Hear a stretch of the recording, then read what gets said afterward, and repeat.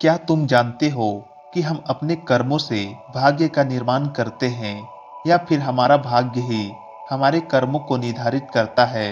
यह सवाल एक छोटे से गांव में एक युवा लड़के आर्यन ने अपने दादाजी से पूछा। दादाजी उनके गांव में बहुत ज्ञानी के लिए जाने जाते थे। दादाजी मुस्कुराए और बोले, चल बेटा, मैं तुम्हें एक कहानी सुनाता हूँ। गांव के पास एक घना जंगल था, जहाँ एक अद्भुत पक्षी रहता था जो अपनी चमकदार रंग के लिए जाना जाता था। लोग कहते थे कि वह पक्षी अपनी आवाज में जो भी गाता था वह सच हो जाता था। आर्यन, जो हमेशा से इस पक्षी को देखने का सपना देखता था, उसने अपने दादाजी से यह बात सुनकर उत्सुक हो गया कि अगर वह उस पक्षी को पकड़ लेता है तो उसकी जिंदगी बदल सकती है। एक दिन आर्यन ने निश्चय किया कि वह उस पक्षी को ढूंढने जंगल में जाएगा।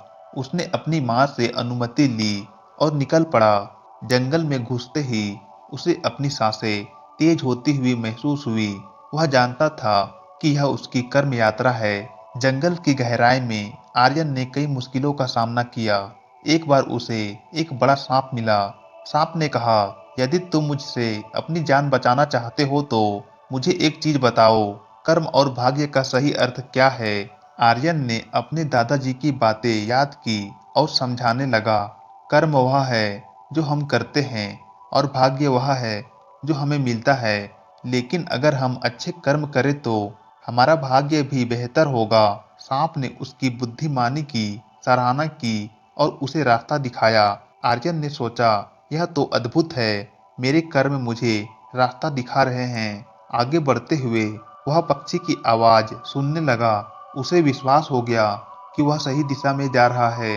जैसे ही आर्यन ने एक खुली जगह में कदम रखा, उसे वह खूबसूरत पक्षी दिखाई दिया। लेकिन तभी एक बड़ा शिकारी वहां पर आ गया। आर्यन ने अपने मन में सोचा, क्या मुझे इस पक्षी को बचाना चाहिए या इसे पकड़ने की कोशिश करनी चाहिए? यहाँ आर्यन के सामने एक बड़ा निर्णय आया। उसके मन में बहुत सारे ख्याल आने लगे। यदि वह पक्षी को बचाता है तो उसका भाग्य बेहतर होगा। उसने सहनशीलता दिखाई और पक्षी के पास दौड़ा। शिकारी ने उसे रोकने की कोशिश की, लेकिन आर्यन ने पक्षी को अपनी बाहों में ले लिया और कहा, तुम स्वतंत्र हो, उड़ जाओ। पक्षी ने अपनी आजादी पाकर एक सुखद गाना गाना शुरू किया। आर्यन ने उसे सुनते हुए महसूस किया कि उसका मन हल्का हो गया है।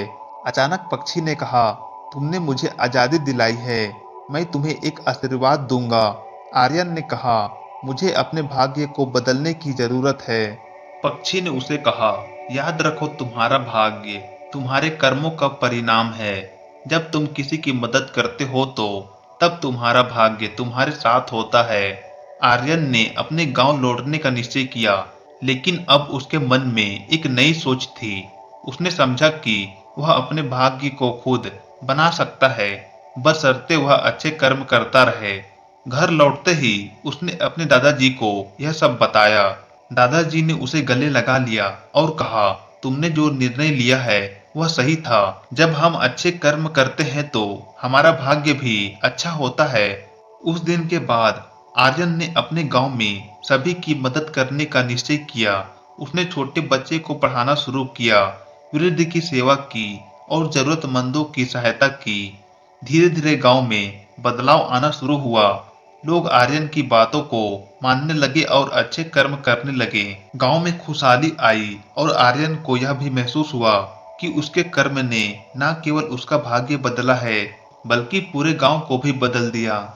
आप जानते हैं कि भारतीय संस्कृति में कर्म और भाग्य का यह सिद्धांत कैसे गहराई से जुड़ा हुआ है। कर्म का अर्थ है कार्य या क्रिया, जबकि भाग्य का मतलब है विभाजित या निर्धारित होना। यह हमारी सोच और कार्यों का परिणाम है। इसके अलावा हाल के शोधों से पता चला है कि सकारात्मक कर्म करने से न केवल मानसिक स्वास्थ्य में सुधार होता है, बल्कि यह सामाजिक स्वास्थ्य में भी बढ़ोतरी करता है।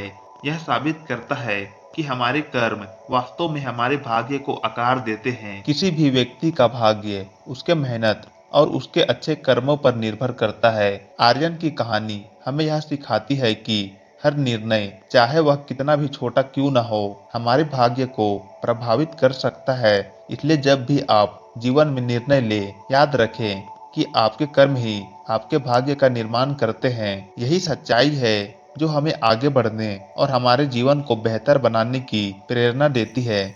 आर्यन ने इस कहानी से सीखा कि कर्मों का धागा बहुत मजबूत होता है और यही बात हमें हमेशा प्रेरित करती है। क्या आप भी अपने कर्मों को लेकर सजग हैं? अपने निर्णय का मूल्य समझें, क्योंकि यही आपके भाग्य की दिशा तय करेंगे।